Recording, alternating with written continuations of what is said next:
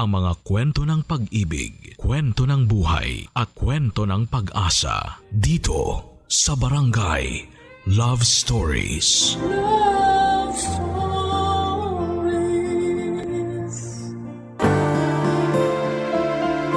Isang malaking responsibilidad na masasabi ang pagkakaroon ng anak. Kapag hindi ka handa ay huwag kang gumawa. Ikaw kabarangay, handa ka bang magkaroon ng sariling pamilya? Dear Papa Dudut, mapagpalang araw sa inyong lahat. Ako nga pala si Lena, 30 years old at isa sa mga masusugid ninyong tagapakinig sa Spotify ng Barangay Love Stories. Kaya naman na-inspired din po ako magpadala ng kwento sa inyo. Neto lang nakaraan ay naganap ang lahat ng ibabahagi ko sa inyo. Ito ang naging dahilan ng malaking pagbabago sa akin. Hindi po ako mahilig sa commitment. Lagi akong takot kapag usapang commitment na papadudot. Gusto ko ay casual lang. Lagi akong nakatambay sa mga online dating site para makahanap ng mga papayag sa gusto ko. Casual lang. One night stand. Kasama tuwing nalulungkot kapag nag-iisa. Yun lang naman ang hanap ko. Kapag may gusto ng something more, syempre atras kagad ako. Aminado kong emotionally unavailable akong tao, papadudot.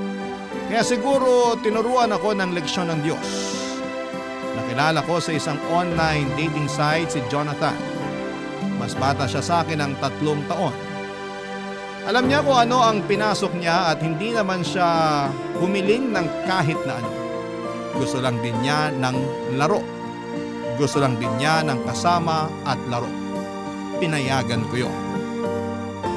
Unang pagkikita pa lang namin ay may nangyari na kaagad sa amin.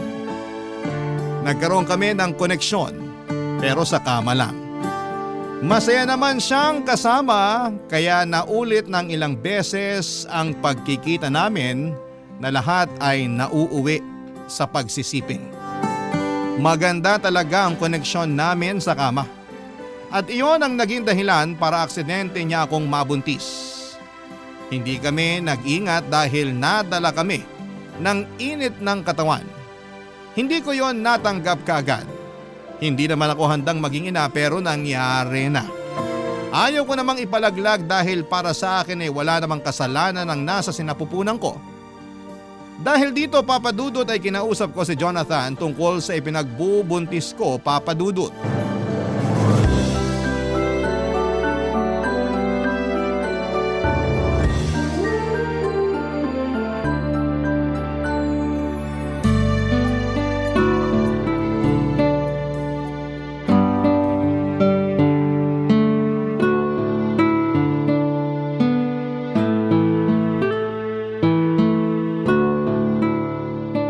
Anong oras? Saka saan pala tayo magche-check-in? Hindi mo sinabi sa akin sa chat. Mag-usap muna tayo. Sige, order lang ako ng beer natin. Asan ba yung waiter dito? Bawal sa akin ng beer. Orange juice na lang. Kailan pa naging bawal sa'yo ang beer? Ginagawa mo na ng tubig ang alak kapag nagkikita tayo eh. Dati yun, iba na ngayon. Bakit biglaan na ata ang pagbabago mo? Hindi ako ready. Buntis ako. So, hindi na tayo pwedeng mag-check-in? Narinig mo ba sinabi ko? Oo, buntis ka mo. So hindi na tayo pwede mag-ano? Di ba bawal yun kapag may baby na sa tiyan? Hindi mo man lang ba tatanungin kung sinong ama ng dinadala ko? Ako ba o iba? Malamang ikaw! Alam mo namang ilang buwan na tayo nag-aano. Malay ko ba kung may on the side ka pa dyan? Seryoso ako, Jonathan. Totoong buntis ako at ikaw ang ama. Eh di congrats sa akin. Magiging ama na ako. Hindi ako nakikipaglokohan hindi to prank. Alam ko. Ba't ganyan ang reaksyon mo sa binalita ko? Kasi masaya ako. Masaya? Hindi planado tong pinagbubuntis ko. Ako lang ba ito nagpapanik sa sitwasyon natin? Hindi ko nga alam kung bakit ka nagpapanik. Malaking blessing ang isang sanggol. Pues hindi ako ready sa blessing na to. Kaya kung may kilala kang santo na malapit sa Diyos, dasalan mo na para bawiin to. Uy, wag naman. Gusto ko pang maging tatay. Paninindigan ko yan. Seryoso ka ba, Jonathan? Hindi biro tong pinagbubuntis ko. Malaking pagbabago buhay natin. Ano naman ngayon? Balang araw naman magiging nanay ka at magiging tatay din ako. Maaga lang nangyari sa atin, pero nakatadhana na to. Sigurado ako. Nakatadhana akong mag-rescue ng mga aspin at maging cool na tita, hindi maging ina. Saya na yung role na binigay sa'yo ng Diyos. Huwag ka nang pumalag. Mahalin mo na lang. Hindi ko alam kung bakit ganyan ang reaksyon mo eh. Pero mamaya lang, sigurado akong matatauhan ka na. Maiisip mo na hindi ka pa handang maging ama. Malabo yan. Gusto ko talagang maging ama. Saka pwede naman na akong magkaroon ng anak sa edad ko. Huwag kang pakakasiguro. Gusto ko talagang maging ama para may i-flex ako sa Facebook. Karamihan kasi ng mga tropa ko may mga anak na. Makijoin na rin ako. Saka para may dahilan ako para tumakas kapag sobra na sa inuman. Higit pa sa pagpe-flex sa Facebook ang pagkakaroon ng anak. Malaking responsibilidad to. At willing naman akong akuin kung gusto mo. Huwag mo sanang ipapalaglag ha. Araw-araw ako makokonsensya kapag ginawa mo yan. Alam ko karapatan mo bilang babae kung gusto mong ituloy ang pagbubuntis mo o hindi. Pero sana may isip mo na hindi ka naman nag-iisa sa pagharap niyan. Andito ako. Kami ni nanay. Ipapakilala kita sa kanya. Magugustuhan mo siya. Jonathan! Ramdam ko na natatakot ka. Siguro mamaya makakaramdam din ako niyan. Pero mas inunahan kasi ako ng saya. Ikaw din. Baka mamaya maging masaya ka na sa bagong blessing na dumating sa buhay natin.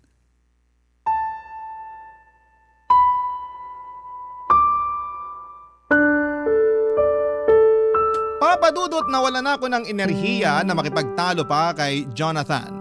Kahit na ilang beses kong pinaramdam sa kanya na hindi biro ang pagkakaroon ng anak. Ayaw pa rin niyang makinig. O ayaw niya lang pakinggan dahil masyado siyang in love sa ideya na magkakaroon na siya ng i-flex sa Facebook. Tinawagan ito ang kanyang nanay para ibalita ang mga nangyari. Mukha namang maayos ang naging usapan nila, Papadudot. Mukhang mabait din ang nanay niya.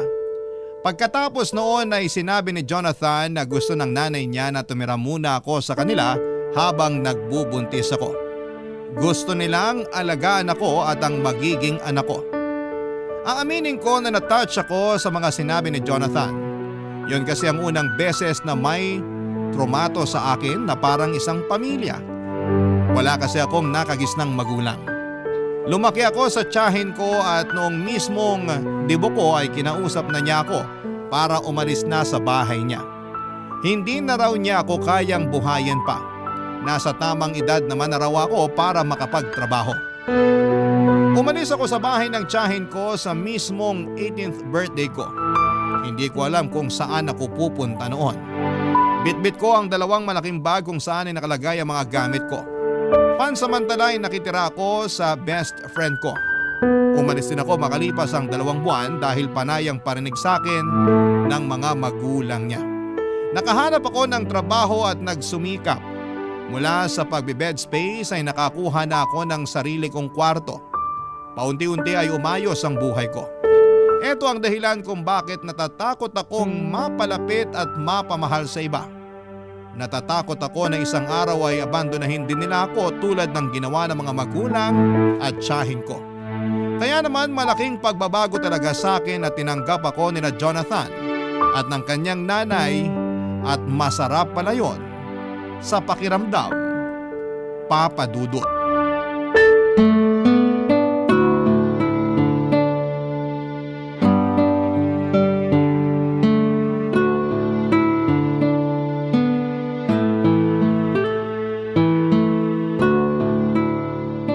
Ikaw pala si Lena. Opo, tita. Nanay na lang ang itawag mo sa akin. Magkakaapo na ako sa inyo, kaya dapat magulang na rin ang trato mo sa akin.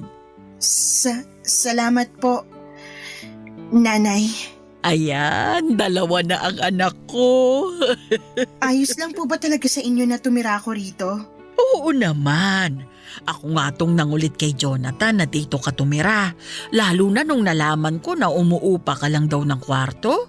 Tama ba? Opo, yun lang kasi yung kaya ng sahod ko eh. May mga kasama ka ba ron na tenants? Marami po, paupahang mga kwarto talaga yun.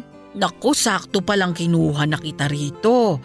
Hindi makakabuti kung napapaligiran ka ng maraming tao. Maniwala ka sa akin. Mabilis ma-stress ang mga buntis. Dito ka na lang talaga. Mas maaalagaan ka pa namin ni Jonathan. Nasan po ba si Jonathan?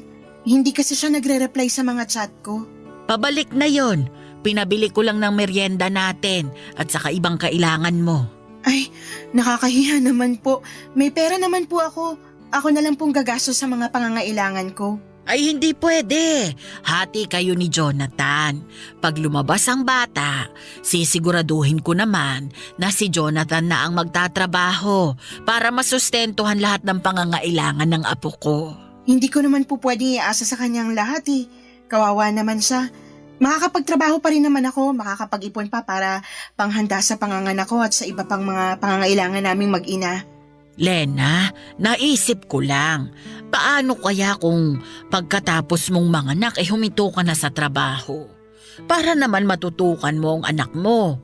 Wala ka naman po problemahing bayarin sa upa kasi libre na ang lahat dito para sa'yo. Pero gusto ko pa rin po sanang may trabaho para mas malaki ang maipon namin ni Jonathan para sa anak namin. Iba na talaga ang henerasyon ngayon, ano? Nung panahon kasi namin, kailangang huminto sa pagtatrabaho ang mga nanay para may magbantay sa mga anak. Kaya ko naman pong pagsabayin. Ay naku, sa una lang yan.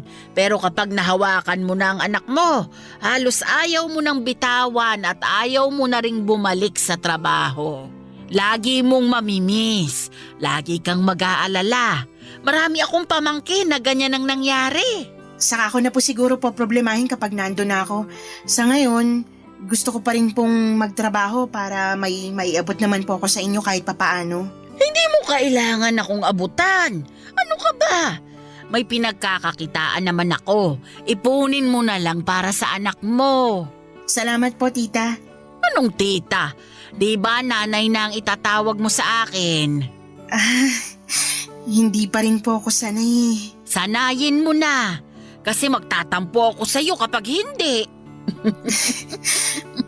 Wala po kasi akong tinawag na nanay mula pagkabata. Kaya parang ang hirap sanayin ng dila ako na banggitin ng salitang yan.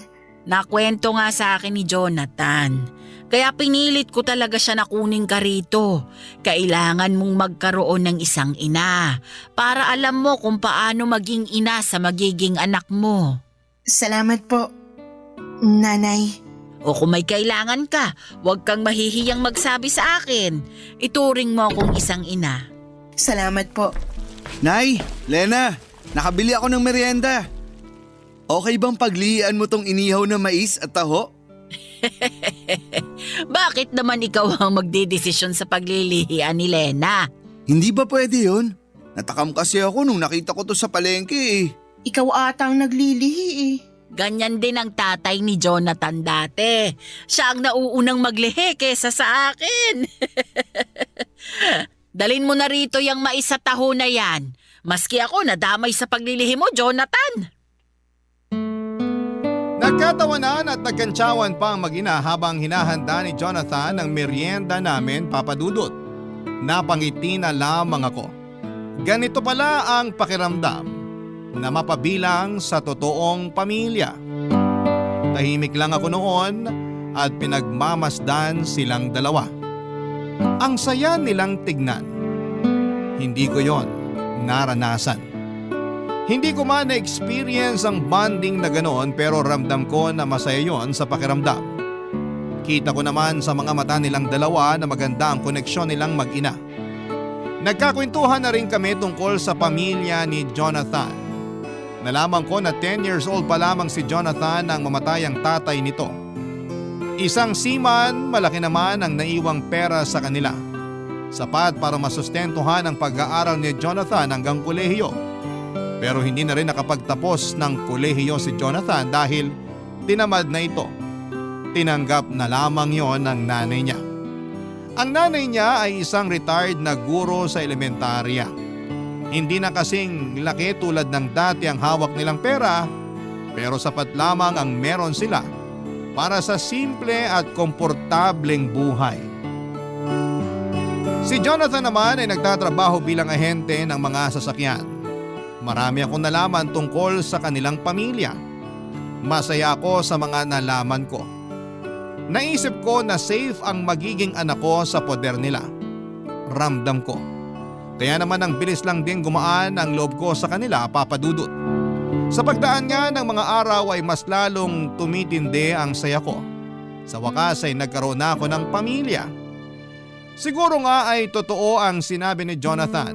Malaking blessing ang sanggol sa aking sinapupunan dahil sa pinagbubuntis ko ay na-bless ako ni Lord ng pamilya sa katauhan ni nanay at ni Jonathan.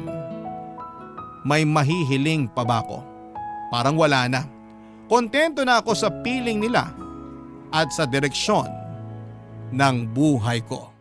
Barangay Love Stories. Barangay Love Stories. Papa Dudut, mabilis lang na lumipas ang mga buwan. Nakapanganak na ako sa wakas at babae ang isinilang ko. Malusog at hindi ako binigyan ng problema habang nagle-labor. Pinangalanan namin siyang Mika. Sinunod ko sa pangalan ng best friend ko. Mula nung isinilang ko si Mika, mas dumoble ang pag-aasikaso ng nanay ni Jonathan sa akin. Tinuro niya sa akin lahat ng kailangan kong malaman sa pag-aalaga ng sanggol. Mas kaya pa nga niyang patahanin ang anak ko kesa sa akin. Sanay na talaga siya at hindi pa rin daw niya nakakalimutan ang pag-aalaga ng sanggol dahil halos lahat ng pamangkin niya ay siya rin ang nag-asikaso. Mahilig kasi sa bata ang nanay ni Jonathan. Nakita ko naman yon kung paano niya mahalin si Mika. Pansamantala nga ay ang nanay ni Jonathan ang katabi ko sa kwarto. Para mabantayan niya si Mika, si Jonathan naman nung lumagpas ng 1 buwan ng baby namin ay nakitulog na rin sa kwarto. Sa sahig siya natutulog, Papa Dudut.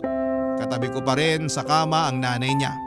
Natatakot kasi ang nanay ni Jonathan na baka maipit nito ang baby namin. Malikot daw kasi si Jonathan matulog. Totoo naman. Ilang beses ko na yung na-experience kahit nung hindi pa ako nabubuntis.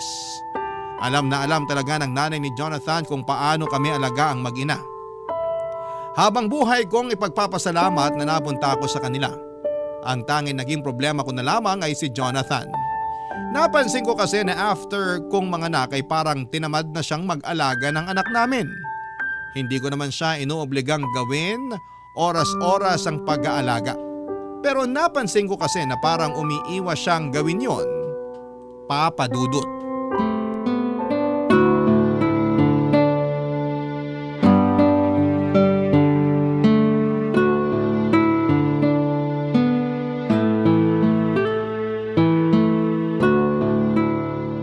Oh, isoli ko na si Baby Mika sa'yo. Kala ko hindi na kayo matatapos mag-selfie.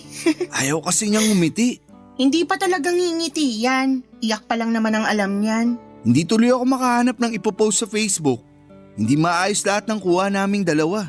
Kahit blurred pa ang kuha mo sa kanya, ilalike pa rin yan sa Facebook. Basta baby, matik na yun. Sige na nga. Bakit nga pala bihis na bihis ka wala ka namang pasok ngayon? Holiday, diba? At long weekend. So bakit nga? Andito ka lang naman sa bahay kung makaporma ka para kang may liligawan sa labas. Selos ka ba? Sabi nila kapag kakapanganak pa lang ng babae, nagiging silosa raw. Totoo ba? Ay nako, alam mong setup natin. Nagsasama tayo para sa bata, wala tayong relasyon. Oo na. Talaga to. Lagi na lang takot sa commitment. Ipaliwanag mo na kaya kung bakit nakaporma ka. Para maganda ang selfie namin ni baby. Oh, tapos na kayo mag-selfie. Magubad ka na. Grabe to. Kakapanganak lang, gusto na agad akong hubaran. Huy, pagalingin mo muna ang tahi mo bago tayo bumira. Ang dumi ng isip mo. Ang ibig ko sabihin, magpalit ka na ng pambahay para komportable ka na at matulungan mo na rin ako sa pagbabantay kay baby. Aalis ako. Saan ka naman pupunta? Out of town, kasama ang mga katrabaho at tropa ko. Ngayon na? Oo, kaya nga ako nakabihis, di ba? Hinihintay ko na lang yung tropa ko magsusundo sa akin. Bakit ngayon mo lang sinabi sa akin? Hindi mo man lang pinaalam. Bakit ako magpapaalam? Wala namang tayo. Diyos! Seryoso ako. Alam mo naman kailangan kita sa pag-aalaga ng baby natin eh. Kaya nyo na yan ni nanay. Hindi nyo nga ako kailangan eh. Pangpasikip lang ako sa bahay. Pero Jonathan, hindi naman pwedeng iasa na lang natin sa nanay mo lahat ng pag-aalaga sa anak natin. Gusto naman niya. Kahit na, responsibilidad natin ang anak natin. 3 araw lang naman ako mawawala. Lunes ng gabi, nandito na ako. May pasalubong pa ako para sa'yo. 3 araw? Long weekend, di ba? Sinusulit lang namin. Minsan lang kasi makapagbakasyon. Marami pa namang long weekend sa kalendaryo. Baka naman pwede magpaska muna ngayon. Nakita mong kapapanganak ko pa lang eh. Hindi pwede. Nakapag-ambag na ako sa tutuluyan namin at sa gas. Susulitin ko na. Eh, bawiin mo na lang yung ambag mo para ipandagdag natin sa pambili ng diapers at vitamins ni baby. Lalong hindi pwede. No refund sa ambag. Kawawa naman mga kasama ko kung kukunin ko yung ambag ko. Planado na yung budget eh. Sana kasi nagsabi ka man lang sa akin para napag-usapan natin kung pwede kang tumuloy o hindi. Sobra ka namang istrikto. Ngayon lang naman ako magbabakasyon. Pero parang lagi kang nakabakasyon eh. Kahit nandito ka lang sa bahay, hindi kita halos nakikitang pumapasok dito sa kwarto para tulungan ako kay baby. Saka ka lang pumupunta rito para mag-selfie. Buti nga, pumupunta pa ako eh. Wow! Parang utang na loob pa namin ni baby na pumupunta ka pa rito sa kwarto. Iba. Mali ata pagkakasabi ko. Sorry, nabigla lang. Huwag kang magalit ha. Babawi ako sa inyo ni baby pagbalik. Promise. Ako ang mag-aalaga. Matulog ka hanggat gusto mo. Promise. Promise yan ah. Oo. Ayun na, bumusina na yung tropa ko. Aalis na ako ha. Mag-chat na lang tayo. Update na lang. Okay? Bye.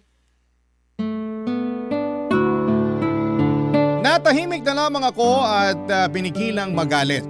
Lalo na nung hindi niya maingat na sinarado ang pintuan ng kwarto kaya nagulat ang baby Mika namin.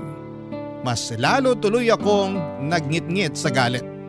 Iniwan niya kaming mag-ina at akala ko naman dahil long weekend ay makakasama namin siya. Pero hindi pala. Mas inuna niyang makasama ang mga katrabaho at katropa niya. Hindi ko naman siya pinagbabawalang lumabas. Lagi ko naman siyang pinapayagan na makipag-inuman o kung saan man siya pumunta pagkatapos ng trabaho niya. Basta ang sa akin lang ay tumulong siya sa pag-aalaga sa anak namin. Pero hindi ganoon ang nangyayari. Ako at ang nanay lamang niyang nag-aasikaso kay baby Mika. Naya na nga ako na magpatulong sa nanay ni Jonathan dahil hindi naman niya yon responsibilidad. Matagal ko nang napansin yon kay Jonathan. Parang wala talaga siyang interes sa anak namin. Noong nasa sinapupunan ko pa lamang ay excited lagi si Jonathan na mga anak ako para raw maipagmalaki pa niya sa Facebook ang anak namin. Ilang selfie lang ang lumipas pagkatapos kong mga anak ay hindi na niya pinakita ulit sa akin na excited siya sa pagdating ng anak namin. Saka lang talaga niya kinukumusta ang anak namin kapag kailangan niya nang may maipopost sa Facebook. Ang nakakainis pa sa mga caption niya, lagi niyang pinamumukha na isa siyang mabuting ama. Na akala mo ay lagi niyang inaalagaan ang anak namin. Kung alam lang ng friends niya sa Facebook na parang ginagamit lamang niya ang anak namin para may maipost siya at magmukhang dakila papadudot.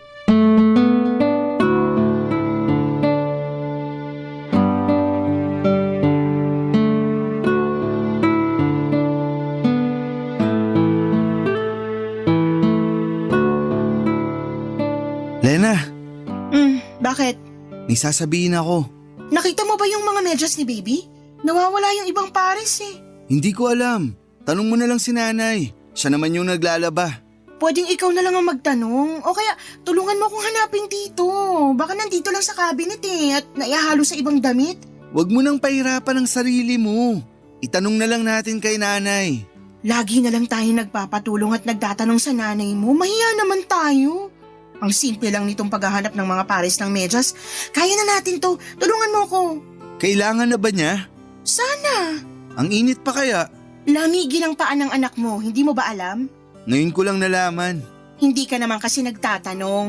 Mukhang mauuwi na naman to sa away ah. Ano ba yung sasabihin mo? Ano kasi? May bagong labas na cellphone. Oh, tapos? Gusto ko sanang bumili. Sira na ba yung cellphone mo? Hindi pa naman. Eh di wag ka munang bumili. Hindi practical eh. Tulungan mo na akong hanapin yung mga pares ng medyas ng anak mo bago siya magising. Mas importante to. Mas importante ang cellphone mo kaysa malamigan ng paa ng anak mo? Hindi naman yan ang ibig kong sabihin. Mali lang ako ng nagamit na salita. Pero kailangan ko talaga ng bagong cellphone. Para saan nga? Kung parehas lang naman ang purpose sa dati mong cellphone, mas maigi na wag ka na munang bumili. Nagsasayang ka lang ng pera. Ipunin mo na lang para sa future na pangangailangan ng anak natin. Puro na lang anak natin. Paano naman ang kailangan ko? Ano? Sana mali ang rinig ko sa sinabi mo. O sana mali lang ulit ang pagkakagamit mo ng salita. Ang pangit ng dating sa akin eh. Gusto ko lang ng bagong cellphone. Sobrang luma na ng cellphone ko. Mabilis nang malobat. Mabilis malobat kasi panay Facebook at online games ang ginagawa mo. Luma na kasi talaga. Magastos sa kuryente kung lagi ako nagcha-charge. Saka hindi maayos ang camera nitong luma kong cellphone. Kaya ang pangit tuloy ng mga selfie namin ni baby. Alam mo, sige na lang. Bumili ka na lang ng cellphone. Kahit ano pang klaseng cellphone yan o kahit ilang cellphone pa. Bumili ka na. Ayoko na makipagtalo sa'yo. Tulungan mo na lang akong hanapin yung mga pares ng medyas ng anak mo. Teka lang, pag-usapan muna natin tong cellphone ko. Ano pa bang dapat pag-usapan? Pumayag na ako, diba? Kahit ngayon din, bumili ka na. Pero wala akong pera. Eh bakit mo sinasabi sa akin na kailangan mo nang bumili ng bagong cellphone tapos wala ka naman palang pera? May konti ako na itabi, pero pangbakasyon ko sana yun sa susunod na long weekend. Diretsuhin mo ko. Baka pwedeng pairam muna ng pambili ko ng cellphone. Hindi pwede. Ikaw ang gagamit, kaya ikaw ang gumawa ng paraan para bumili. Huwag mo idamay ang pera ko. Ibabalik ko rin naman.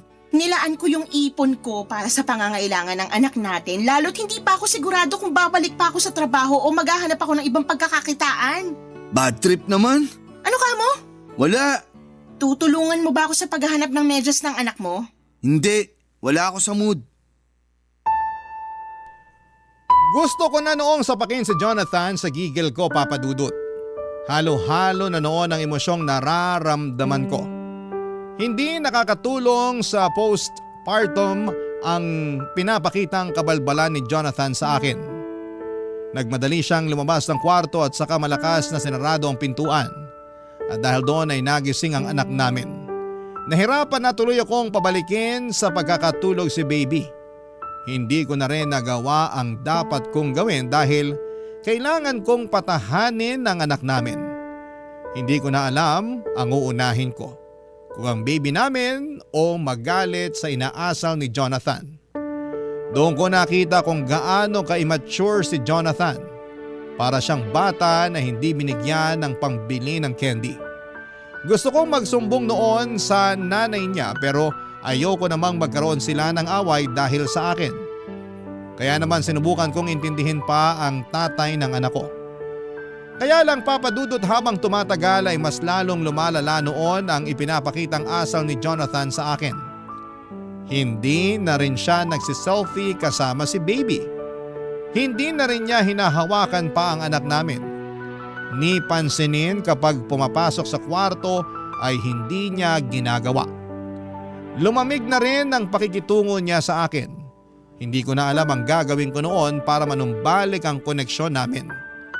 Kaya naman naglabas ako ng pera at inabot sa kanya. Doon naman ay natuwa siya. May pambili na siya ng cellphone niya at pinangako niyang babayaran niya yon kaagad sa akin. Pero hindi naman niya ginawa yon.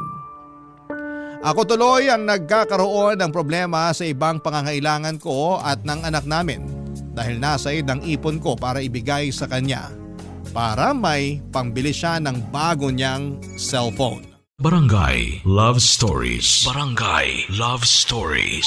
Papa Dudut, sinubukan kong tiisin ang pinapakitang pangbabaliwala ni Jonathan sa akin. Lalo't hindi na ako nakabalik pa sa trabaho. Nagpa siya akong mag-resign sa trabaho para matutukang maigi ang anak namin. Mas ginusto kong maging stay-at-home mom dahil alam kong wala akong maasahang tulong sa pag-aasikaso mula kay Jonathan. Nahihiya na rin ako sa nanay niya lalo't napapansin kong nahihirapan na rin kumilos ang nanay niya dala ng edad nito. Wala akong ibang naging choice at gustuhin ko mang magtrabaho ay hindi ko magawa dahil wala akong mapag-iwanan sa anak namin. Nagtry na lamang akong rumakit ng buy and sell sa Facebook. Konti lang ang nakukuha ko pero sapat na yon pansamantala para may pambili ng kailangan ni baby. Hindi pa rin kasi ako binabayaran noon ni Jonathan mula sa inutang niyang pambili ng cellphone sa akin. Mali nga ata na nakabili ng cellphone si Jonathan dahil mas lalo siyang nakatutok dito. Napabayaan niya lalo ang pag-aasikaso sa anak namin. Napadalas nga ang pagsiselfie niya pero puro siya lamang ang pinopost niya. Hindi na niya sinasama ang anak namin. Samantalang yon ang isa sa mga dahilan niya kung bakit gusto niyang magkaroon ng bagong cellphone para maayos ang pictures ng anak namin na ipopost niya. Pero hindi na niya pinost ang tungkol sa anak namin. Palihim akong nasaktan doon. Pero sinubukan kong baliwalain dahil mas kailangan kong maging matatag para sa anak namin. Lalong mas kinailangan kong maging matatag, lalo't na lamang kong nag-resign na pala sa trabaho itong si Jonathan Papadudut.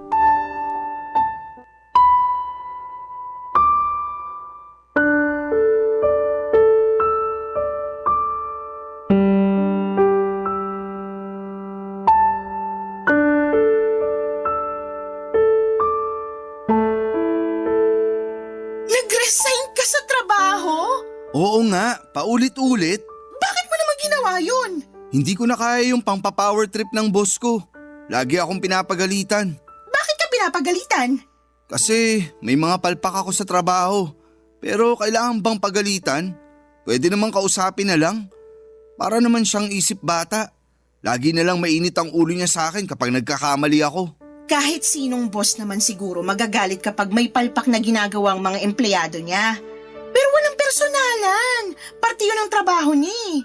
Sigurado namang lilipas din yun. Gusto ka lang niyang matuto. Di ko naman kailangan ng advice mo. Pinapaliwanag ko lang sa'yo. Grabe ka naman, Jonathan. Nag-resign ka pa talaga kung kailan naman wala rin akong trabaho. Ikaw din naman nag-resign ah. Pinagalitan ba kita? Nag-resign ako para may mag-alaga sa anak natin. Baka nirarason mo lang yan kasi ayaw mo na magtrabaho. Andiyan naman si nanay na mag-aalaga ng baby natin. Bakit di mo na lang siya gamitin? Kasi nakakahiya na iaasa sa nanay mo yung responsibilidad natin kay baby Mika. Hindi naman siya nagre-reklamo. Ikaw lang tong gumagawa ng issue. Hihintayin pa ba natin na magreklamo siya? Jonathan naman. Sana pinag-isipan mo munang mabuti bago ka nag-resign. Saan tayo kukuha ng panggasto sa anak natin? Mukha namang may ipon ka pa, no? Doon muna. Wala na akong ipon. Di ba binigay ko sa'yo para pangbili ng cellphone mo? Bakit parang naniningil ka na ha? Wala pa akong pambayad. Kita mong kaka-resign ko lang sa trabaho. Hindi ko na inaasahan na magbabayad ka. Kasi kung gusto mo talaga magbayad, sana dati pa. Kung alam ko lang na isusumbat mo sa akin yung pinautang mo, sana hindi ka na lang nagpairam. Sana nga hindi na lang eh. Para may pera pa ako para sa mga kailangan ng anak natin. Ngayon, wala na. Wala na yung ipon ko. Pareho pa tayong walang trabaho. Paano na to? Meron pang pera si nanay. Iaasa na naman natin sa kanya. Apo naman niya yan. Gagastusan niya yan. Grabe ka. Huwag na tayong magtalo. Nangyari na eh. Pakiusap maghanap ka na agad ng trabaho. Kailangan natin ng pera ngayon. Pahinga muna ako sa trabaho. Dito muna ako sa bahay. Jonathan! Huwag mo naman sana akong pilitin na magtrabaho kung hindi pa ako ready. Nasak din ako sa pagkaka-resign ko sa trabaho.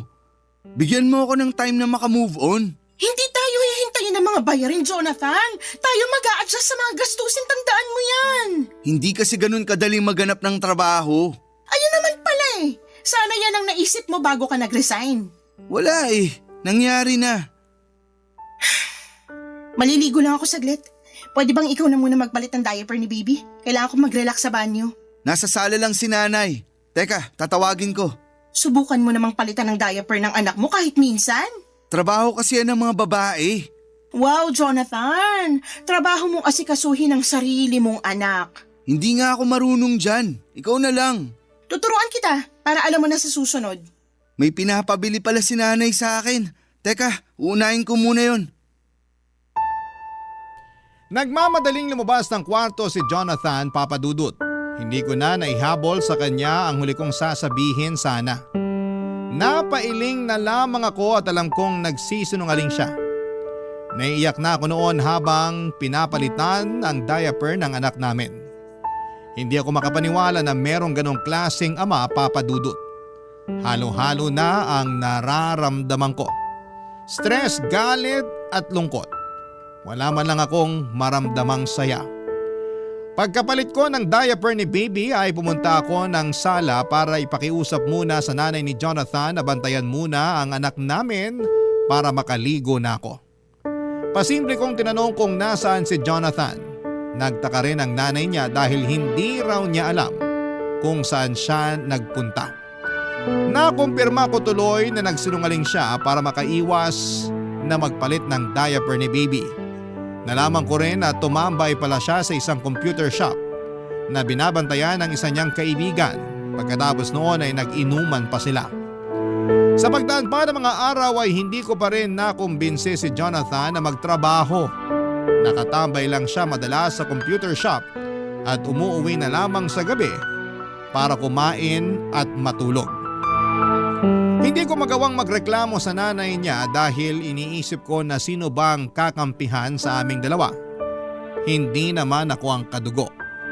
Napadalas na rin ang away namin dahil doon at lalong kinausap niya ang nanay niya para bigyan kami ng pera na pangbili ng kailangan ng baby namin. Nahiya akong tumanggap ng pera sa nanay niya kahit nanay na niya mismo ang nag-aabot sa akin. Alam kong darating ang panahon na kailangan na ring maghigpit ng nanay niya dahil may pangangailangan din siya na kailangang pagkagastosan. Kaya naman sinubukan ko maghanap ng trabaho. Bahala na. Kung pwedeng isama ko na lamang sa magiging trabaho ko ang anak ko ay gagawin ko, Papa Dudut.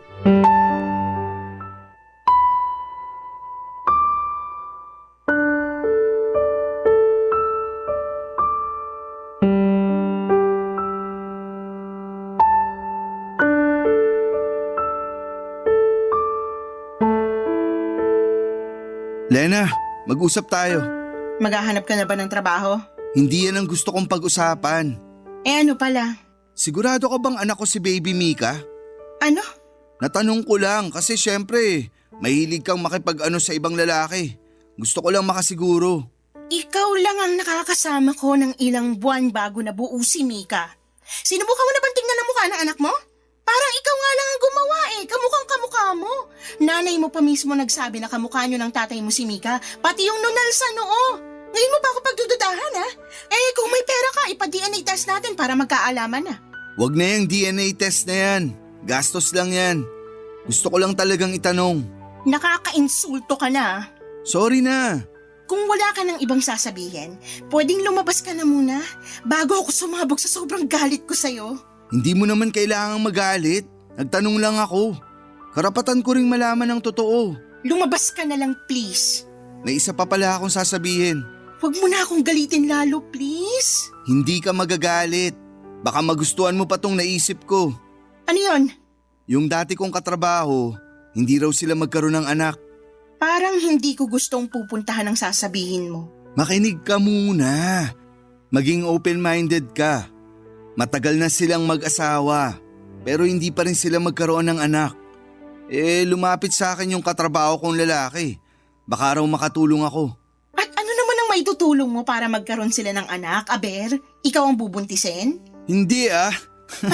Huwag mong sabihin sa akin na akong ipapabuntis mo sa kanya. Uy, mas lalong hindi. Grabe ka naman mag-isip. Walang bubuntisin sa atin. Ano nga ang balak mo? Yung iniisip ko kasi, sakto lang para hindi na tayo mamroblema sa gastusin kay baby. Kasi napapansin ko, lagi ka nalang stress at malungkot dahil kay baby. Walang kinalaman si Baby Mika sa stress at lungkot na nararamdaman ko. Akala mo lang yun. Pero sobrang stressful talaga ang magkaroon ng anak.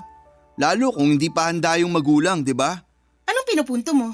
Hindi ba pumasok sa isip mo na ipaampon na lang natin si baby? Ano?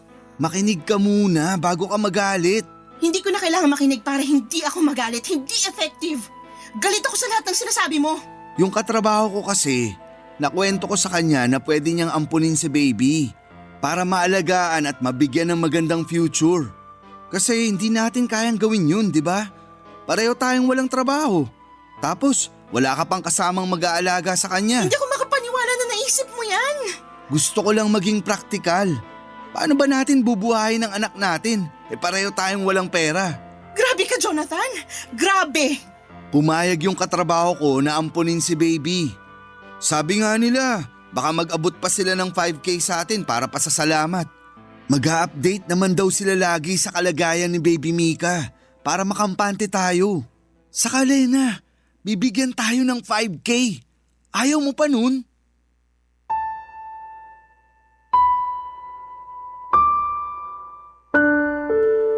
Blanco ang mukha ko noon habang nagsasalita si Jonathan. Hindi ko na magawa pang magalit. Napagod na ako. Hindi ko na rin siya inimik noon. Panay pa rin ang salita ni Jonathan at sinabi ko sa kanya na pag-iisipan ko at kung pwedeng lumabas muna siya ng kwarto. Sumunod naman siya. Sabi niya iidlip lang daw siya sa kwarto ng kanyang nanay at gigisingin ko na lamang daw siya kapag nakapag-decide na akong ipamigay ang baby namin. Pagkalabas ni Jonathan ng kwarto ay nilabas ko ang mga bag namin ni baby at nag-impake. Hindi ko na kayang magtiis. Nagkataon pang wala ang nanay niya kaya madali akong nakatakas. Mabilis akong natapos at may konti pa akong natirang pera mula sa inabot sa akin ng kanyang nanay. Nakiusap ako sa dati kong katrabaho na kung pwedeng makituloy muna kahit na ilang araw at pumayag naman. Kaya mas lalo akong ginanahan na umalis dahil merong tutulong sa akin. Nang mailagay ko na sa taxi lahat ng gamit namin ni baby ay dahan-dahan akong pumasok sa kwarto para kunin ang cellphone ni Jonathan. Tulog pa siya. Malalim pa ang tulog at tinanggal ko ang SIM card niya at saka nireset ang cellphone at saka yon kinuha. Doon ako nagmadaling umalis nang walang paalam sa kanya. Pero nagiwan ako ng sulat para sa nanay niya. Nagpasalamat ako sa lahat ng tinulong niya sa akin at sinabi ko lahat ng sama ng loob ko sa kanyang anak. Ang sulat na yon ay nagawa ko matagal na at hindi ko alam kung kailan ko yon maiaabot sa kanya. At dumana nga ang araw na pwede ko nang ipabasa sa kanya ang sulat na yon. Dinikit ko yon sa ref at pagkatapos noon ay lumabas na kami ni Baby Mika ng bahay at saka sumakay na sa taxi. Binenta ko ang cellphone ni Jonathan para may pera akong dagdag sa pagsisimula ko. Mabuti na lamang at nabenta ko kaagad sa dating katrabaho ko. Ginamit ko ang perang yon para makapagsimula ng maliit na negosyo. Unti-unti ay lumakas ang negosyong yon at nakatayo na akong muli sa sarili kong mga paa. Tinulungan ako ng Diyos na makabangon. Mabilis ang pagbangon ko dahil nakita ng Diyos na nahihirapan ako. Sa ngayon, Papa Dudut, ay masaya akong umuupa ng isang maliit na apartment at hawak ko ang sarili kong oras dahil sa pinili kong negosyo. Wala na rin po akong balita pa kina Jonathan at mas minabuti kong huwag nang makibalita pa dahil isa na siyang nakasaradong kabanata sa buhay ko. Maraming salamat po sa pagbasa ng aking liham at sana po ay Barangay Love Stories. Kwentuhan naman tayo dito sa comment section. Nagustuhan ng iyong napakinggan? Ituloy yan via live stream sa www.gmanetwork.com/radio. Barangay LS 97.1 forever. Ang mga kwento ng pag-ibig, kwento ng buhay at kwento ng pag-asa dito sa Barangay Love Stories. Love Stories. Hindi na bago na may hidwaan o distansya sa enerhiya ang mga ex at ang kasalukuyang karelasyon. Laging may kompetensya sa kung sino ang mas minahal o kung sino ang mas karapat-dapat. Ikaw, kabarangay, naranasan mo na bang makaalita ng ex ng iyong karelasyon? Dear Papa Dudut, magandang araw po sa inyong lahat. Ako nga pala si Hilda, edad 50. Gusto ko lang ibahagi sa inyo ang nabuong pagmamahalan sa pagitan namin ng nakarelasyon kong si Ruel. Mas matanda ng 5 taon sa akin. Isa na akong biyuda bago ko pa makarelasyon si Ruel. 25 anyos ako nang biglang pumanaw ang asawa kong si Banjo. Siya ang una kong nakarelasyon, siya ang una kong inibig. Wala kaming naging anak dahil nasa unang taon pa lamang kami ng pagsasama nang siya'y bawian ng buhay. Kaya laking hirap para sa akin na makalimot sa nangyari. Ang bata kong nabiyuda. Wala man lang kaming anak na makakasama ko sana noon habang nagluluksa. Mag-isa kong ginapang ang pag-move on, papadudot, mula sa kamatayan ng asawa ko. Inabot ako ng 5 taon marahil bago ko tuluyang natanggap na patay na si Banjo. Pero hindi ibig sabihin noon ay nakipagrelasyon ako. Ilang beses na akong inudyukan ng mga kakilala ko na maghanap na ng mapapangasawa ko habang bata pa lamang ako. Pero pilitin ko man ang aking sarili, hindi ko pa rin magawa yon. Inisip kong si Banjo na ang una't huling lalaking iibigin ko. Natanggap ko na ngang tatanda na lamang akong dalaga. Pero nagbago ang lahat ng pananaw ko sa pag-ibig nang makilala ko si Ruel. Nakilala ko siya habang nagtitirik ako ng kandila sa isang simbahan. Nagdarasal ako noon ng taimtim at hindi ko na malaya na nakatitig na pala si Ruel sa akin. Pagmunat ng mata ko ay nagulat na lamang ako dahil matamis ang ngiti niya sa akin. Kung sa ibang tao ay baka naggalit na ako. Pero may kakaibang karisma si Ruel kaya napangiti na rin ako. Pagkatapos noon ay nagpakilala siya. Sinabi ko rin ang pangalan ko. Mabilis kaming naging komportable sa isa't isa. Inaya niya ako magkape at pinagbigyan ko naman siya. Yun na nga ang simula ng pinagdasal ko sa tinirik kong kandila. Ang may pumasok na tao sa buhay ko na magbibigay muli ng kulay at saya sa buhay ko.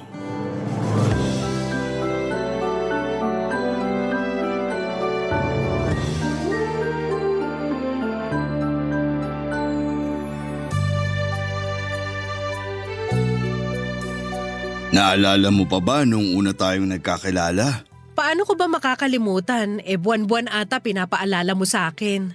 Ayaw mo ba? Kasi gusto ko lang namang maalala lagi. Masyado ka palang sentimental, no? Akala ko kami mga babae lang ang ganun. Nagiging sentimental ang isang lalaki kapag napaibig ng todo ng isang babae. So tanggap mong napaibig kitang todo? Walang halong pambobola. Pero ikaw ang pinakaminahal ko sa lahat ng mga babaeng dumaan sa palad ko. Mukhang napakarami ng babaeng dumaan sa palad mo. Mukhang pati sa talampakan mo may dumaan din. Pinagseselosan mo ba ang mga babae sa nakaraan ko? Hindi naman. Kaya lang parang ang dami mong minahal noon. 3 lang ang nakarelasyon ko noon. Yung unang nobya ko, kaklase ko nung high school. Yung ikalawa naman, nakilala ko sa probinsya namin. Panandalian lamang yun. Buong summer lang kami nagkaroon ng relasyon. At ang pangatlo? Si Marilyn, ang napangasawa ko. Nakwento ko naman na dati sa'yo, di ba? Hindi buo. Ay, baka pagsilosan mo ha. Kayong mga babae, laging may issue sa mga ex namin. Ikaw ba walang issue sa dating asawa ko? Ano pang i-issue ko ron? Nakakasabong na niya si San Pedro sa langit. Pinaubaya ka na niya sa akin. Balikan natin si Marilyn. Magkwento ka tungkol sa inyo. Basta hindi to pagmumula ng away natin ha. Alam mo namang mahina ako sa pagtatalo. Hindi nga. Gusto ko lang talagang malaman kung bakit hindi kayo nagkatuluyan. Kasi darating ka pala. Hindi mo maliliko ang usapan sa pangbobola ha. Oo na, ikaw talaga. Sa kolehiyo kami nagkakilala. Nagsimula kami bilang magkaibigan. May mga niligawan ako noon pero di naman ako nagustuhan. Tapos napansin ko na okay naman si Marilyn. Mabait at maganda. Maganda rin naman ako, di ba? Nagsisimula ka na atang magselos. Wag na lang natin tong ituloy. Hindi ako nagseselos. Gusto ko lang manggaling sa'yo na maganda rin ako. Aba may nagsabi bang pangit ka? Baka lang kasi hindi ka nagagandahan sa akin. Ikaw ang pinakamaganda. Mas maganda kaysa kay Marilyn? Oo naman. Mas minahal mo ko kaysa kay Marilyn? Aba oo. Kung totoong mahal mo ko, ituloy mo ang kwento mo. Ay nako, kayong mga babae talaga. Ang hilig manghalungkat ng nakaraan. Hindi ko naman nahahalungkatin lahat. Yung mga importanteng detalye lang. Yung makakatulong para makilala kita. Makilala ako o makilala si Marilyn? Pareho. Naging magkarelasyon na kami pagkatapos namin sa kolehiyo. Nabuntis ko siya agad. Agad-agad? Hindi naman sinasadya yun. Pareho kaming lasing galing sa isang graduation party ng kaibigan. Tapos? Tapos, napilitan kaming magpakasal kasi pulis ang tatay ni Marilyn. Natakot ako syempre. Saka para na rin sa ikabubuti ng anak namin. Gaano katagal kayo nagsama? 10 taon. Tapos umayaw na rin kami pareho. Marami kaming di na pagkakasunduan. Tapos di pa namin kayang i-handle yung anak naming may espesyal na pangangailangan. Kaya mas lalo kaming nalayo sa isa't isa. Hindi ka ba nangihinayang na nagkahiwalay kayo? Nung una, oo. Sino ba namang gustong mahiwalay? Saka naaawa ako sa anak namin. Kaya gusto ko sanang hindi kami magkahiwalay. Pero ayaw na talaga ni Marilyn. Wala na rin ako nagawa. Kung babalikan ka niya ngayon, tingin mo… Hindi ako babalik sa kanya. Andito ka na. Sapat ka na. Napatitig ako sa mga mata ni Roel nang bitawan niya ang mga salitang yon. Mga salitang nagdala ng kakaibang saya at kilig sa puso ko.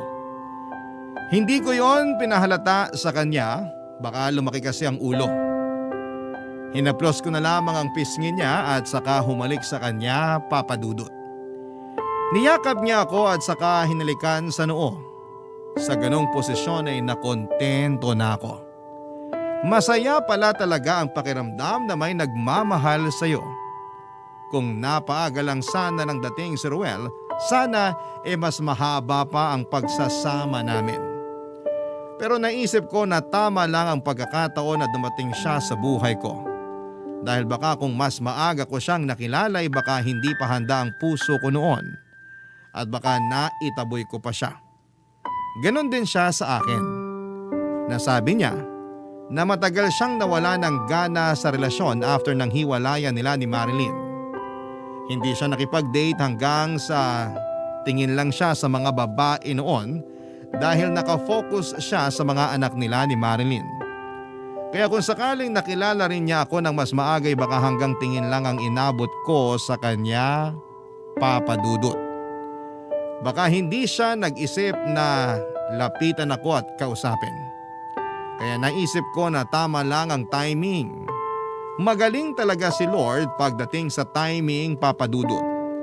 Kaya buong puso ang pasasalamat ko sa kanya dahil pinaubaya niya sa akin ang lalaking magbabalik ng pag-ibig sa puso ko. Mabilis lang ding lumipas sa mga araw, sa isang iglap ay umabot na ng 1 taon ang relasyon namin, Papa Dudut. Dahil yon ang unang taon namin bilang magkasintahan ay plinano naming maigi ang selebrasyon namin. Nagplano kaming kumain sa coffee shop kung saan kami unang nag-date. Iniwasan namin ang lugar na yon para ireserba sa unang anibersaryo namin. Ang mga damit na suot namin sa unang pagkakakilala namin ang siyang napili rin naming isuot sa anniversary date na yon. Walang kasing saya ang puso ko. Umabot na kami ng 1 taon, Papa Dudut.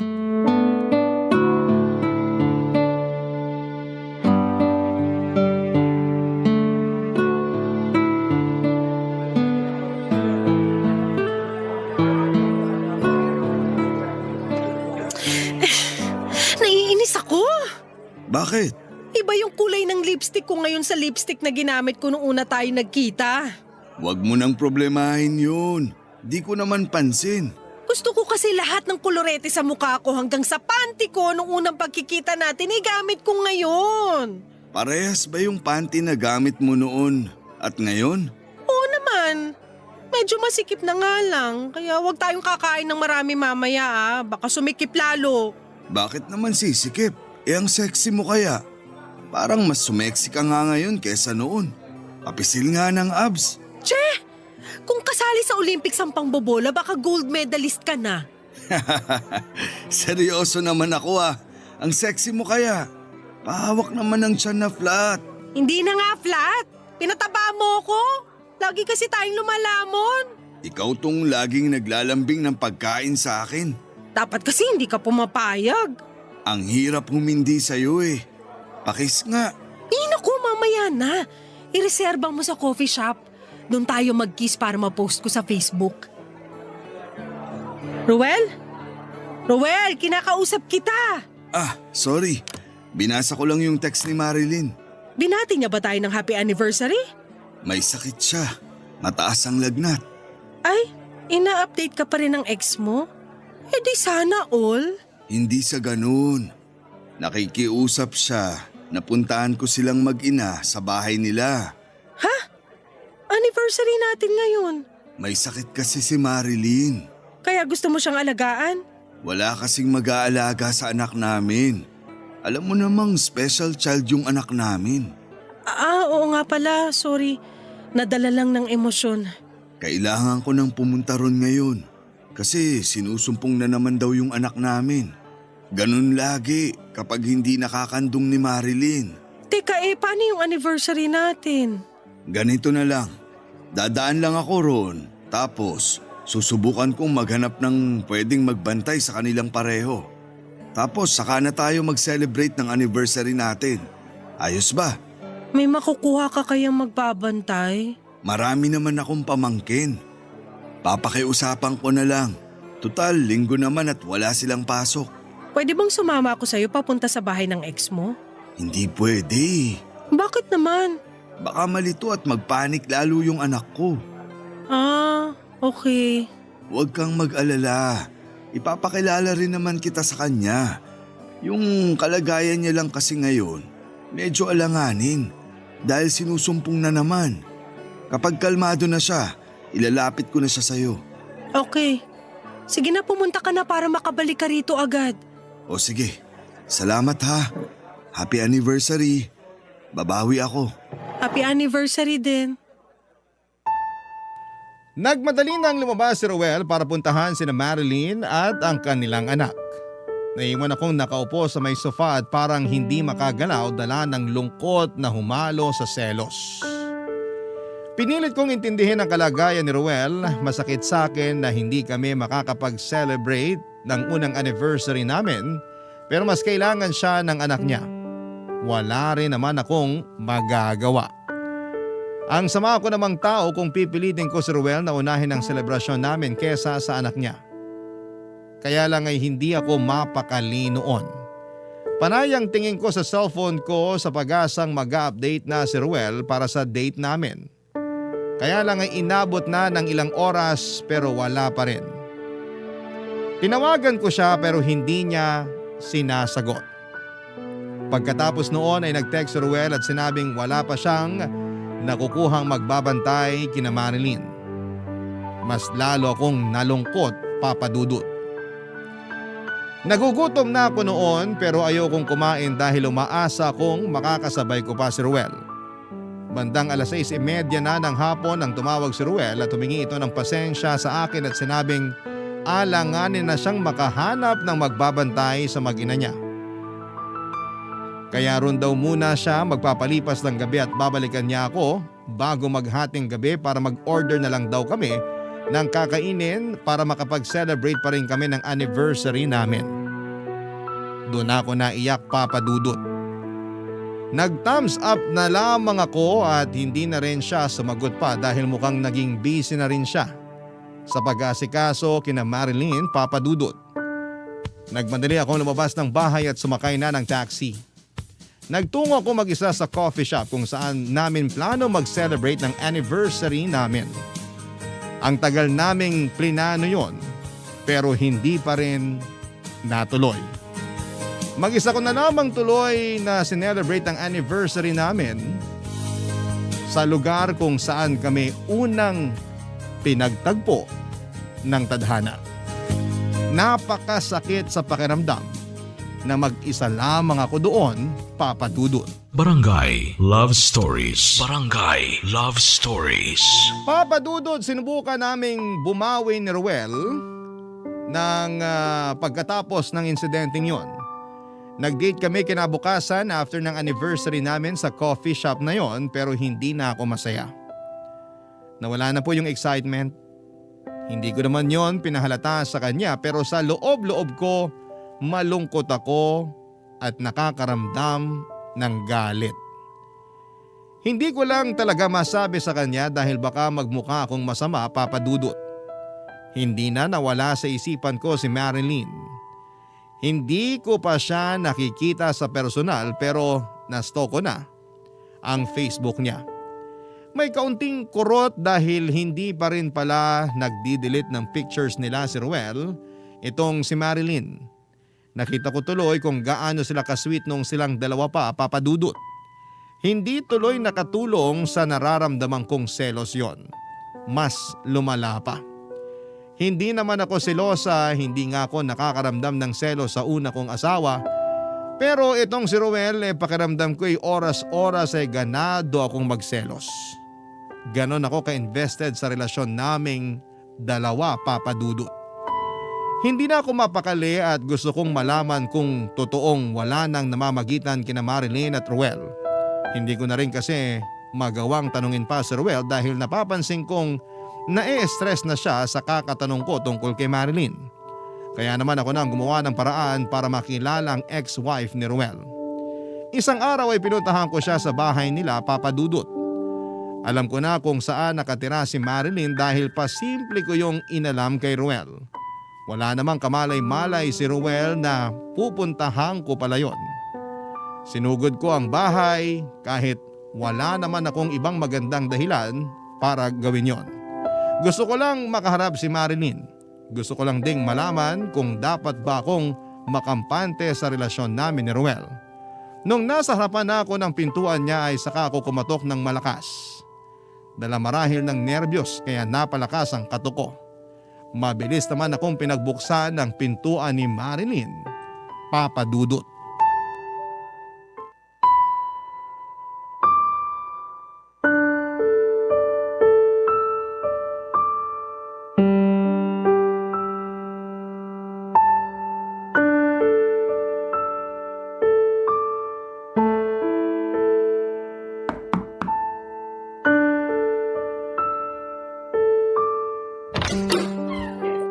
Ano yun?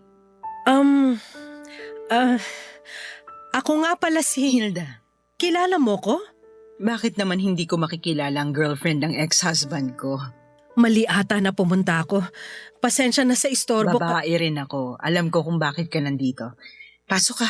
Kakasalan ko lang ng kape. Gusto mo ba? Mukhang paulan din naman. Sige, makikikape na rin. Pasok. Salamat. Ang lawak pala at ang linis ng bahay mo. Salamat. Pamana to sa akin ng magulang ko. Dito kami tumira ni Ruel nung mag-asawa pa kami. Maupo ka. Mas malaki tong bahay mo kaysa sa tinitirhan ngayon ni Ruel. Nasabi nga niya. Nung umalis nga siya rito at lumipat ng bahay, nanibago raw siya. Pero mukhang nasanay na rin siya ngayon sa studio type apartment niya. Konti lang din naman kasi ang gamit niya. Masaya na yun na may kama at TV. Naku, sinabi mo pa. Kung hindi pa ako dumating sa buhay niya, hindi pa siya bibili ng mga plato at ibang kubyertos. Mabuti pala't dumating ka sa buhay niya. Hindi ko nga napilit na kunin niya na lang yung mga plato at baso na niregalo sa amin nung kasal namin eh. Di raw niya kailangan kasi umu-order lang siya palagi. Oo nga pala, kinasal kayo. Pasensya ka na kung hindi pa kami annulled ha. Ewan ko kung nasabi na sa'yo ni Ruel na sinimulan na namin dati. Kaya lang, nagkaroon ng problema sa kalusugan ng anak namin. Kinailangan namin ng malaking halaga para sa maintenance niya. Kaya hindi na muna namin tinuloy yung annulment. Pero wag ka mag-alala. Nagsabi naman na siya sa akin na gusto niya na ulit ituloy. Talaga? O di ang saya mo. Ito lang ba ang kailangan mong marinig para mapanatag ka sa relasyon nyo? Medyo. Huwag ka nang mahiya. Ganyan din naman ako sa naging karelasyon niya bago ako. Pinagselosan at pinagdudahan ko rin. Kinausap ko yung babae at naging okay naman. Nawala na yung alinlangan ko. Hindi na ako nagselos after nun. Kaya sinasabi ko sa'yo na iintindihan kita. Salamat ha. Medyo hindi lang kasi ako mapakali nung nagkalagnat ka at kinailangan kang puntahan ni Rowel. Nasabi nga rin niya sa akin yan. Alanganin siyang puntahan ako kasi anniversary niyo raw. Oo, nakahanda na kaming umalis nun eh. Pasensya ka na ha. Kung lagnat ko lang, kaya ko sanang tiisin eh. Pero sinusumpong kasi yung anak namin. Hindi na ako mapanatag, kaya nakiusap na ako sa kanya na puntahan ako. Naiintindihan ko. Nahiya nga ako nung nagkwento si Ruel eh. Pero pinagaan naman niya ang loob ko at sinabi niya na swerte siya sa'yo dahil naiintindihan mong bagahe at sitwasyon niya. Sinabi niya yon? Oo naman. Panay nga ang kwento niya tungkol sa inyong dalawa. Kaya napag-usapan na rin namin yung sa annulment. Huwag kang mag-alala. Gagawa kami ng paraan para matapos na yung annulment. Kasi mukhang balak ang pakasalan ni Rowel eh. Paano mo naman nasabi? Kasi sa'yo ko lang siya nakita na totoong masaya.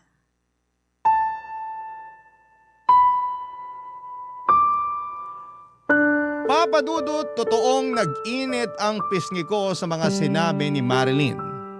Dala ng hiya at dala ng kilig. Hiya dahil nagawa ko mag-isip ng hindi maganda tungkol sa kanila ni Ruel. Kilig naman dahil napatunayan kong mahal talaga ako ni Ruel. Nagkakwentuhan pa nga kami ni Marilyn tungkol sa relasyon nila ni Ruel at napanatag ang loob ko, lalo't naramdaman kong wala na talagang pag-asa na magkabalikan sila dahil wala ng pagmamahal si Marilyn kay Ruel. Nalaman ko rin na nakikipag-date na si Marilyn pero hindi muna seryoso.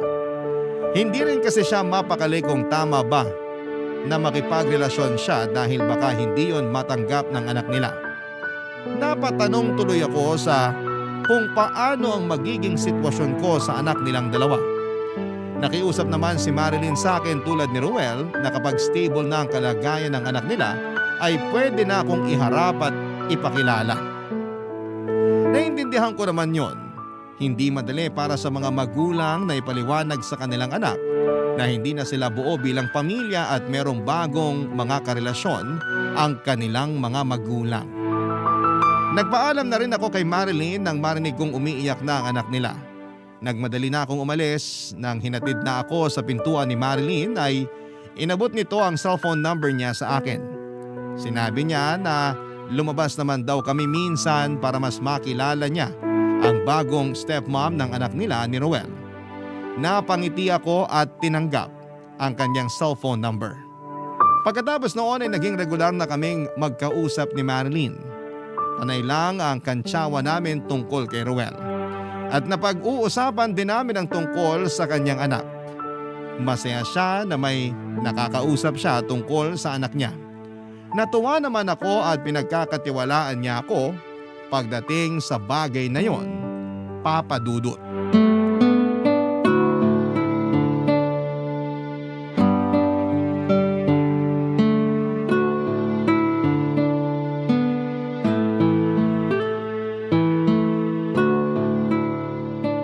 Bihis na bihis ka. Bakit ngayon lang kita nakitang nagsuot ng sexing bestida? Siguro may katagpo kang lalaki, no? Loko, masama bang mag-ayos? Huwag mong sabihin sa aking matutulog ka na sa ganyang itsura. Kasi tatabihan talaga kita. Che! Seryoso nga. Pwede ko i-cancel yung inuman namin ng mga katrabaho ko. Makakadal lang kita sa kama. Ituloy mo na yan. Matagal ka na rin hindi lumalabas kasama mga katrabaho mo. Para namang tinataboy mo ako. Tinataboy talaga kita. Kasi meron kang katagpo. Kaya nagpaganda ka ng ganyan. Hindi bagay sa'yo magselos, umayos ka. Sino ngang kakatagpuin mo? Hindi mo pa sinasabi sa akin. Ex mo yan, no? Wala akong ibang nakarelasyon maliban sa'yo at sa namatay kong asawa. Anong ex ang sinasabi mo riyan? Baka lang kasi may di ka nakakwentong ex. Nakwento ko na sa'yo lahat, no? Bakit di mo makwento sa akin kung sino yung kakatagpuin mo? Ayan na siya, kumakatok na. Teka at pagbubuksan ko lang.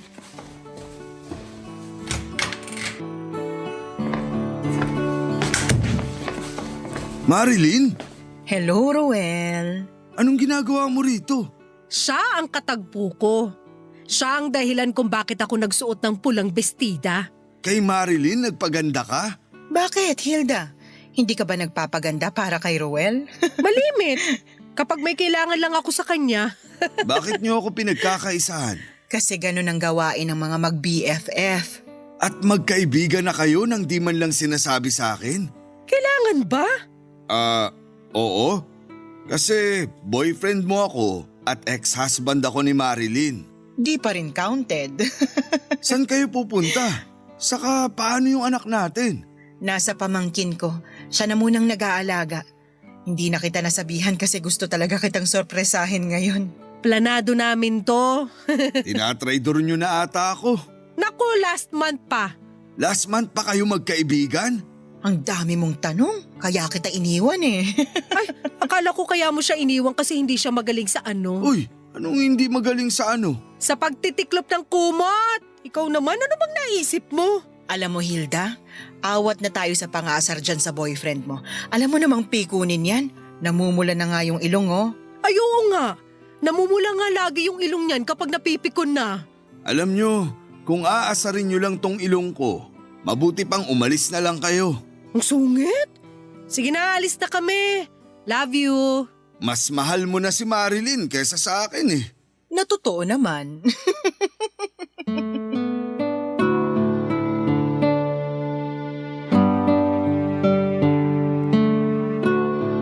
Natatawa na lamang ako sa naging usapan namin ni Ruel at Marilyn. Walang ilangan, kahit nabigla si Ruel sa nalaman sa amin ay hindi naman siya nagalit. Siguro ay ayos din sa kanya na magkaibigan kami ni Marilyn para hindi na siya ma-stress kung pinagseselosan ko ba ang ex-wife niya. Nawala na lahat ng selos at duda ko mula nang nakilala ko si Marilyn.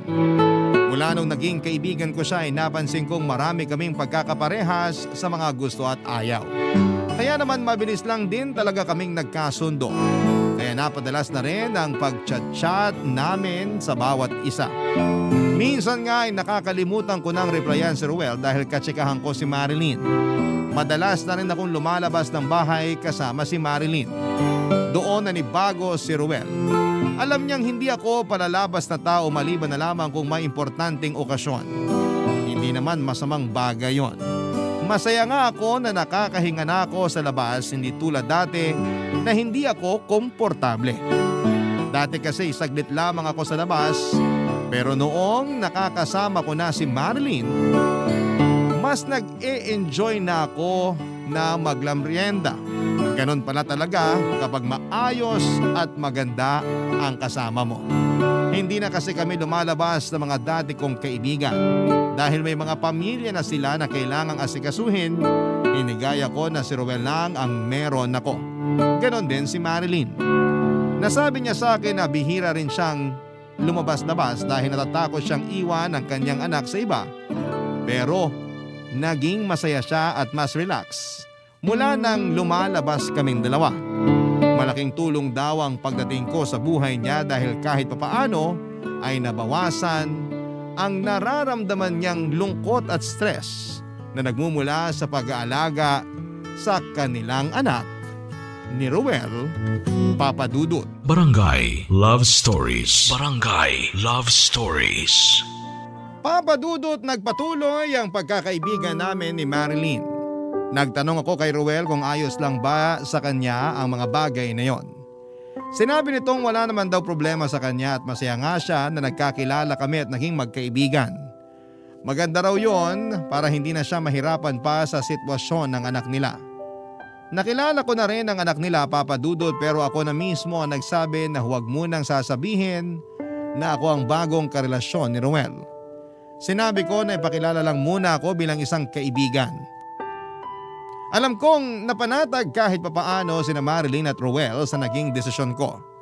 Alam ko kasing hindi pa sila ganon kahanda para ipaliwanag sa kanilang anak ang relasyon namin ng tatay niya. Hindi rin naman isyo sa akin kung hindi pa ako makilala bilang karelasyon ni Ruel. Napamahal na rin ako sa anak nila, lalo't mabait ito at malambing. Parang nagsisi nga ako na hindi ako nagkaroon ng anak dahil parang gusto ko na, pero alam kong sa edad ko ay imposible na. Inayos na rin ni Marilyn at Ruel ang annulment nila, Papa Dudut. Mas lalo ako naging masaya, kahit mabagal lang ang usad ay walang problema sa akin. Ang importante ay inaasikaso na nila. Nagpautang na rin ako ng dagdag para sa gagamitin sa annulment dahil medyo may kalakihan ang kailangan nila. Alam kong kailangan din nila ng pera para sa anak nila, kaya tumulong na rin ako. Total, para sa akin ay isa na kaming pamilya. Ako, si Ruel, Marilyn at ang kanilang bibong anak. Masarap sa pakiramdam na nagkaroon ako ng pamilya. Hindi ko kasi agad naranasan yon noong namatay ng biglaan ng dating asawa ko. Hindi rin ako lumaki sa maayos na pamilya, kaya kina Marilyn at Ruel ko totoong naramdaman ang pagkakaroon ng pamilya. Mas lalo tuloy tumibay ang friendship namin ni Marilyn. Sobrang komportable na kami sa isa't isa na kaya na namin magtanong ng mga hindi komportableng mga katanungan sa bawat isa.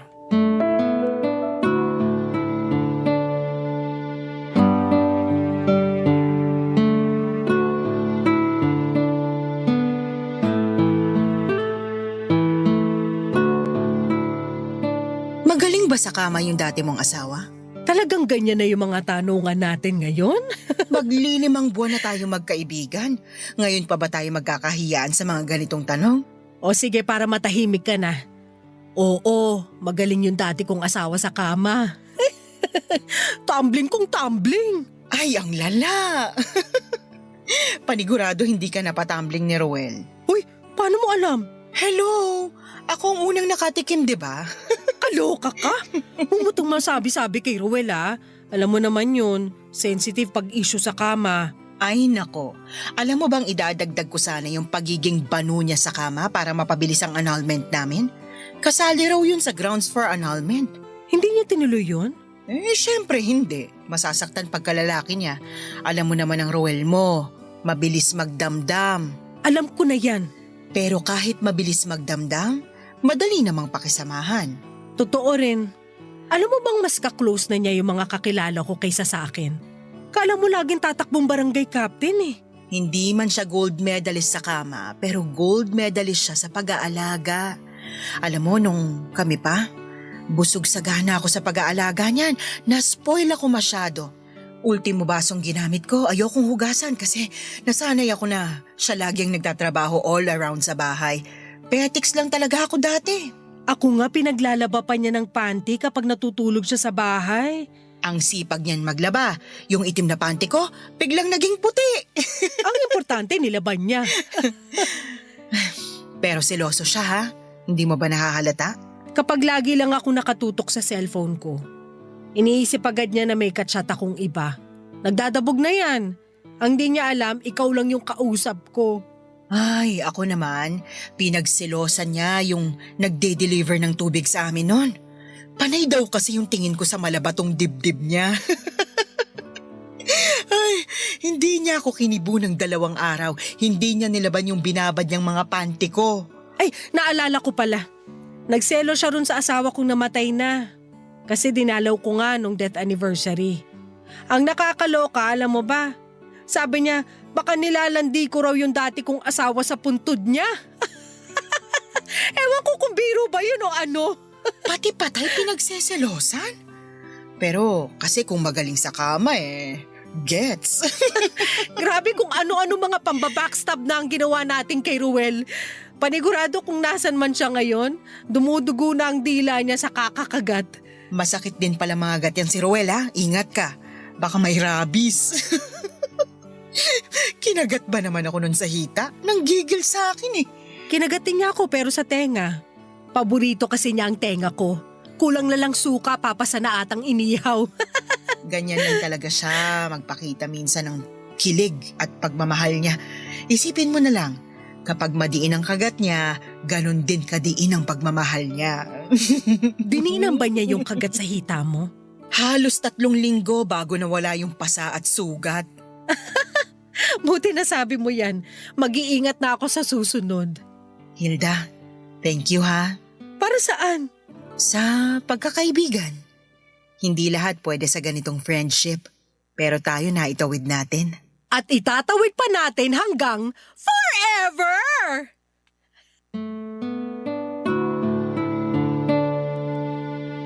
Naiyak ako habang nag-uusap kami ni Marilyn. Kahit balahura ang pinag-uusapan namin at walang preno ay ayos pa rin. Ganon kami katotoo sa mga usapan namin at sa mga sarili namin. Isang bagay na na-appreciate ko kay Marilyn, Papa Dudut. Kaya kong magpakatotoo sa kanya at hindi ko kailangang itago kung sino at ano ako. Ganon din siya sa akin, Papa Dudut. Kaya kaming dalawa ang naging sandala ng bawat isa lalo na kapag na-stress na kami sa buhay. Hindi naman ako pinagbawalan ni Ruel. Suportado talaga niya ang friendship namin.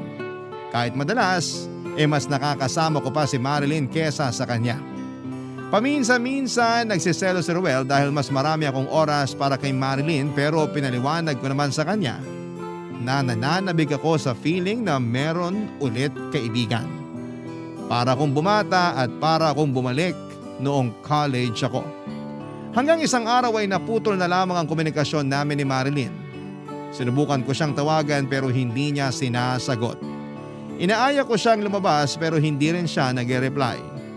Tinanong ko si Ruel pero maski siya ay walang alam sa nangyayari kay Marilyn. Tinawagan din siya ni Ruel pero hindi rin ito sumasagot.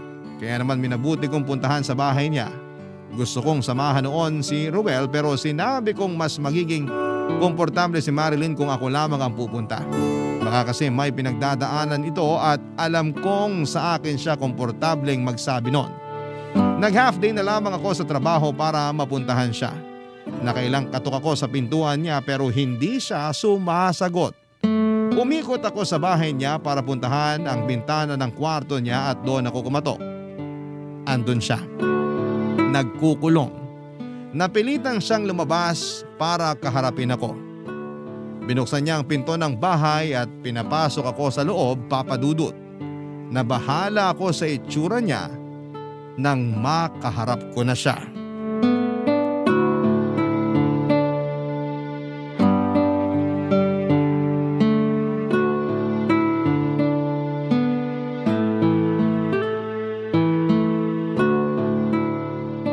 Kumusta ka? Ito, Ito? Anong ibig mong sabihin ito? kung anong nakikita mo sa akin, yun na yun. Nakikita kong hindi ka pa naliligo at nagsusuklay. Tama, At mukhang walang tulog. tama ulit. Nag-aalala ako sa'yo. Kami ni Ruel. Hindi ka sumasagot sa mga tawag at chat namin. Kung hindi ako sumagot, ibig sabihin ayokong may makausap sa inyo. Hindi ko alam kung bakit inulit-ulit niyo pa ang pagtawag sa akin eh. Hindi ba halatang ayokong pakiharapan kayo? Pero kaharap mo na ako ngayon. Kasi napilitan ako. Halos basagin mo na yung bintana ako sa kwarto sa kakakatok eh. Sorry pero hindi lang kasi ako mapakali na walang balita sa'yo. Akala ko kung ano na nangyari eh. Asan ang anak mo? Nasa kapatid ko. Bakit nandun? Alam ba ni Ruel? Huwag mong sasabihin sa kanya. Bakit naman hindi? Anak niyo yun. Hindi niya pwedeng malaman. Bakit? Nag-aalala na talaga ako sa'yo, Marilyn. Hindi mo kailangan mag-alala. Kailangan mo lang tumahimik. Huwag mong sasabihin na ganitong itsura at kalagayan ko kay Ruel. Pwede ka naming tulungan. Andito lang kami. Pwede naman ako maging totoo sa'yo, no? Oo naman. Dati pa naman eh. Alam mo bang naiinis ako sa'yo? Bakit ka naiinis sa akin? Kasi buo ang atensyon na naibibigay sa'yo ni Ruel. Mula nung naging kayo, nabawasan na yung oras niya sa aming mag-ina. Mahal mo pa rin ba si Ruel? Hindi na. Pero kailangan ko siya. Para sa anak namin. Hindi naman niya kayo pinababayaan, di ba? Saksi ako. Nakikita ko sa tuwing inaalalayan niya kayo mag-ina. Hindi mo kailangan mainis sa akin dahil lang sa pakiramdam mo na aagaw ko si Ruel sa inyo. Hindi totoo yun. Kung tutuusin, Dagdag pa nga ako para masuportahan ang anak mo. Yun nga eh. Alam kong hindi totoo yon, pero pinaniniwala ako ng utak ko na totoo lahat. Naiinis ako sa utak ko, naiinis. Sige, iiyak mo lang. Mamaya mawawala na yan. Ilang linggo ko nang hindi nakakasama ang anak ko. Hinahanap na raw niya ako, sabi ng kapatid ko. Pero hindi ko siya kayang makita. Nagugulahan na ako, Marilyn. Ano ba talagang nangyayari? May lupus ang anak ko, Hilda. At kailangan niya ng mas matinding atensyon, lalo't naaapektuhan ang kanyang kidney at atay. Sabihin natin to kay Ruel. Pagtutulungan natin ang pagpapagamot sa anak nyo. May naitabi akong pera. Gagaling din ang anak mo. Ang sakit na hindi pwedeng mabuhay ng normal ang anak ko. Bakit sa kanya binuhos lahat ng sakit? Anong nagawa namin ni Ruel para parusahan kami ng ganito? Wala rin akong maisasagot dyan. Gusto ko lang sabihin sa'yo na kailangan mong lumaban at magpalakas para may pagugutan ng anak nyo. Mas nauna pa akong nanghina kaysa sa anak ko, Hilda. Hindi ko na alam ang gagawin. Nung kami ni Ruel, wala akong problema masyado dahil siya ang umaasikaso ng lahat. Magtulungan tayo. Andito lang ako. Sabihin mo lang kung anong kailangan mo. Gagawin ko para sa inyo ng anak mo. Talaga? Lahat? Oo. Ibalik mo na sa akin si Ruel. Parang awa mo na. Kailangan namin siya. Ipaubaya mo na siya sa akin, Hilda. Marilyn, hindi naman ata tama yung hinihingi mo. Mas malakas ka kaysa sa akin. Kaya mo kahit wala si Ruel sa tabi mo. Hindi mo ko katulad. Mahina ako. Kailangan kong magpaalalay sa kanya. Parang awa mo na. Ibalik mo na siya sa akin. Papayag naman si Ruel eh. Para sa anak namin. Para sa pagkakaibigan natin. Magpaubaya ka na. Lumuhod sa harapan ko si Marilyn at nagmamakaawa habang umiiyak. Hindi na rin ako makagalaw noon at hindi ko alam kung ano ang sasabihin ko sa kanya para mapakalma siya at matauhan sa mga sinasabi niya. Alam ko namang dala lamang ito ng kalungkutan kaya gano'n ang mga sinasabi niya. Sinubukan ko siyang pakalmahin pero tinataboy niya ako. Pinagbantaan din niya ako na huwag makakarating kay Ruel ang napag-usapan namin. Hindi ko na alam ang gagawin noon. Hindi ko siya kayang iwan sa sitwasyon niya pero natatakot naman ako para sa sarili ko. Sa huli ay pinagtulakan niya akong palabas. Sinubukan ko pa siyang tawagan para pakalmahin pero pinatay na niya ang cellphone niya. Nung nakauwi na ako ay nakatanggap ako ng tawag kay Marilyn. Tinatanong niya kung napag-isipan ko na ba ang mga sinabi ko sa kanya. Natatakot na ako papadudod sa tono ng boses niya lalo't sinasabayan niya ng iyak at tawa. Pinipilit niyang ipaubaya ko si Ruel sa kanya. Nagkunwari akong pumapayag na sa gusto niya at natuwa siya. Tinanong niya kung kailan ko pwedeng ihatid si Ruel sa bahay nila. Ang dami niyang sinasabi at mas lalo akong nag-alala na baka merong problema sa pag-iisip si Marilyn dala ng stress sa kalagayan ng kanyang anak. Sinakyan ko na lamang ang mga sinabi niya at kinuha ko na rin ng pasimple ang number ng kapatid niya na nag-aalaga sa kanilang anak. Sinabi ko ang sitwasyon. At kahit siya ay nabahala na rin. Sinabi ko na rin kay Ruel ang mga nangyayari kay Marilyn. Pinag-usapan namin ang pwedeng gawin lalo't parehong kailangang bigyan ng atensyon si Marilyn at ang anak niya. Nakita ko kung paanong gumuho ang mundo ni Ruel sa mga nangyayari. Halos wala akong magawa sa sitwasyon nila. Gustuhin ko mang tumulong pero hindi ko alam kung paano. Sa tingin ninyo, ano ba ang mayaambag ko sa sitwasyon ng mag-ina ni Ruel? Dapat ba akong makisali? Dapat ba akong manahimik? Naguguluhan na rin po ako. Sana ay magawa ninyong matulungan ang sitwasyon ko. Tiwala ako sa Barangay Love Stories at sa bumubuo ng Barangay LS 97.1. Kaya dito ko po piniling ibahagi ang aking kwento. Muli maraming salamat po Papa Dudut sa pagbasa ng aking liham at sa lahat ng inyong mga tagapakinig ngayong araw na ito. Ang inyong kapuso at kabarangay, Hilda. Nagustuhan ng iyong napakinggan? Ituloy yan via live stream sa www.gmanetwork.com/radio. Barangay LS 97.1 forever.